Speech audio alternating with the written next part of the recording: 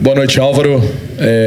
Eu queria que você falasse um pouco desse resultado, da forma como foi construído, especialmente teve susto, teve parte que o Cruzeiro também se impôs.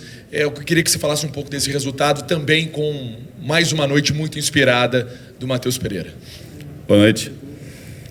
Assim, eu acho que o primeiro ponto é que a gente pega um adversário qualificado e que vinha numa crescente muito boa, né? Não só do jogo do Campeonato Brasileiro, que eles foram muito bem, como dos jogos da Sul-Americana deles, né? E realmente já fica uma equipe mais... a gente já vê uma constância de ideias maior e competitiva, né? Dentro da nossa estratégia, a nossa pressão funcionou bem por alguns momentos, só que depois eles conseguiram ter algumas vantagens e a gente sofreu com isso e sofreu com contra-ataques. Ao mesmo tempo, com bola, a gente conseguiu também buscar muito o que a gente queria, só que no último momento estava faltando um pouco, talvez, de um associativo um pouco melhor para a gente definir as jogadas de lado, principalmente, né? E aí depois eu acho que a gente faz o gol no momento que o jogo não está tão claro para nós. Eu acho que nos primeiros 30 minutos estava um pouco mais claro. No segundo tempo, a gente não conseguiu ajustar a pressão, mas a gente trouxe algo novo para jogar, porque a gente passou a sair em 3, né? E eles também não conseguiram ajustar. Então, eu acho que a gente toma o gol até no momento que a gente estava bem, sabe? A gente tinha chegado 2 vezes, se não me engano, passou uma bola na frente do gol e a gente toma o gol. Num contra-ataque que eles também tiveram os méritos dele nisso aí. E depois, felizmente, a gente fez um gol em outra boa jogada, né?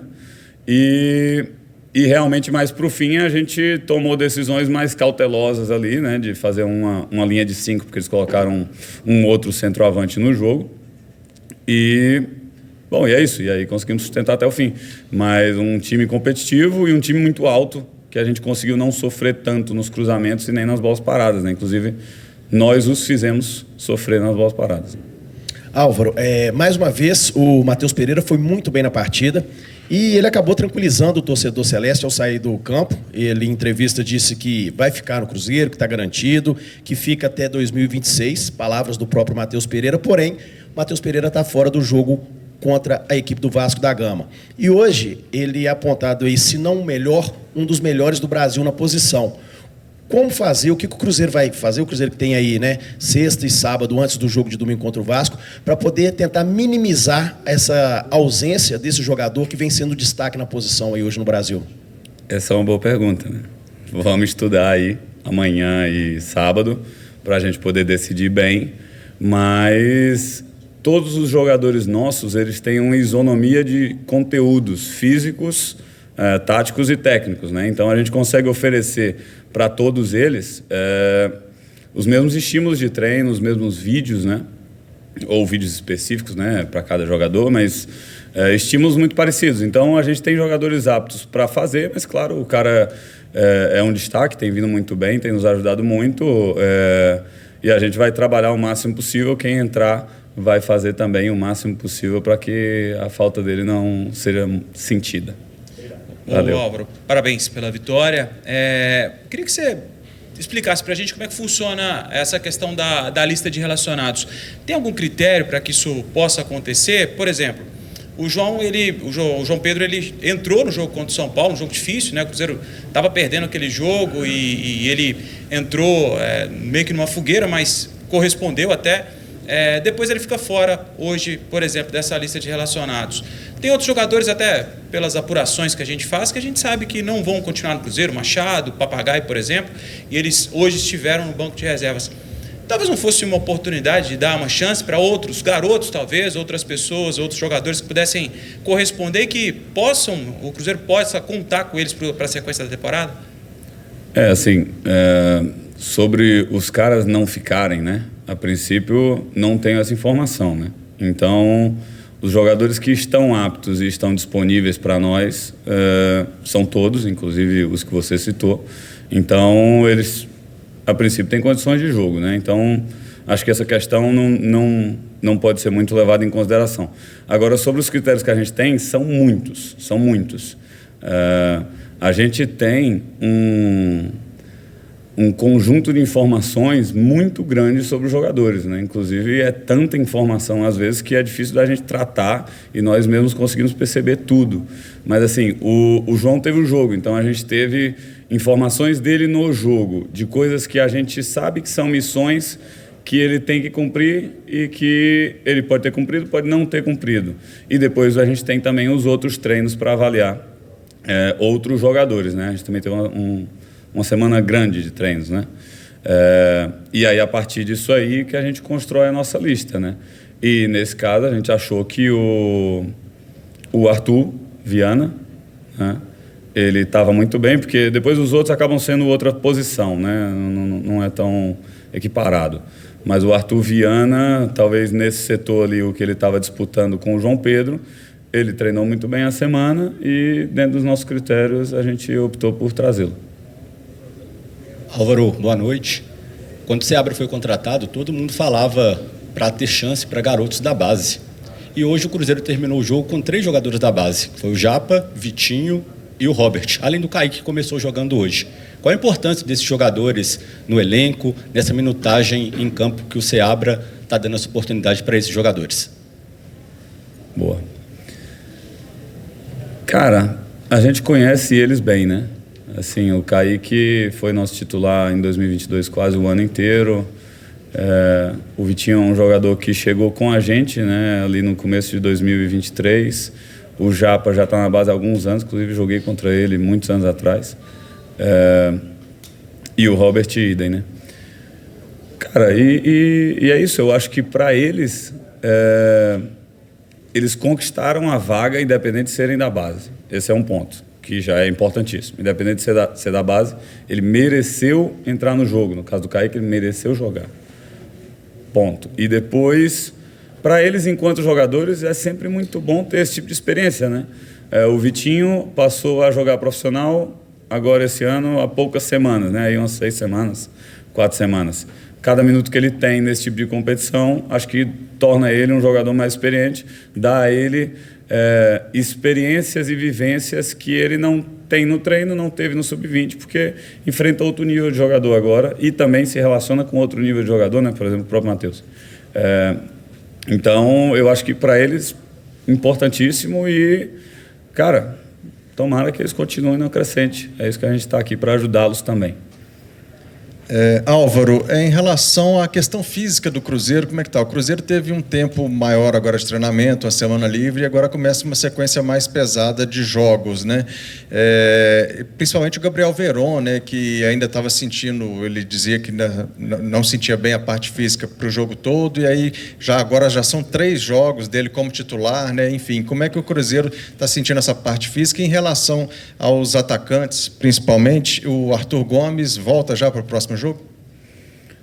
Assim, da parte física, eu acho que a gente tem tido uma evolução boa, né? Eles tiveram uma pré-temporada boa e a gente teve esses momentos de treino, né? Que, se eu não me engano, assim que a gente assumiu, a gente teve ali alguns jogos sem treinar, se eu não me engano, 4 ou 5, que foram sequências muito curtas. Só que depois a gente passou até algum tempo para treinar e a gente tem trabalhado também muito o aspecto físico, né? Dentro da nossa distribuição de cargas da semana.